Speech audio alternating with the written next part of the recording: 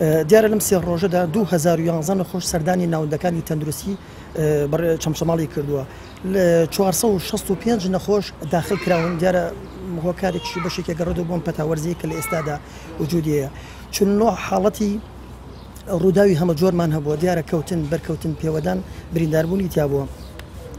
بەداخەوە پێنج لەم حاڵەتانە ڕووداوی ماتۆر بوونە 36 غەسلی گورچی لە ئەنجام دراوە لەم سێ ڕۆژەی جەژنەدا دیارە ئێمە ئامارێکی نەخۆشخانەی شەید هۆشنگمانەیە بۆ مناڵبوون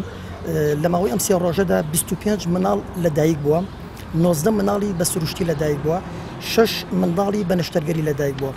لەم ڕێژەیە 12 منداڵی کوڕە 13 منداڵی کچە خۆشبەختانە ڕووداوی مردنمان تۆمار نەکردووە لەم سێ ڕۆژەی جەژنەدا دیارە یەک لە حاڵەتەکان پێش ڕۆژی عەرەفە بووە پێش ڕۆژی جەژن بووە بەڵێ ڕووداوێکی ماتۆر هەبوو بەڵام نەکەوتە ناوەندی سێم ڕۆژی جەژنەوە بۆیە ئاماژەمان پێنەدا حاڵەتی دووەمیان بە بینداری هێناوە لای ئێمە بەڵام بۆکو توبعەدلی ئێمە دیارە لای ئێمە تۆمار نەکراوە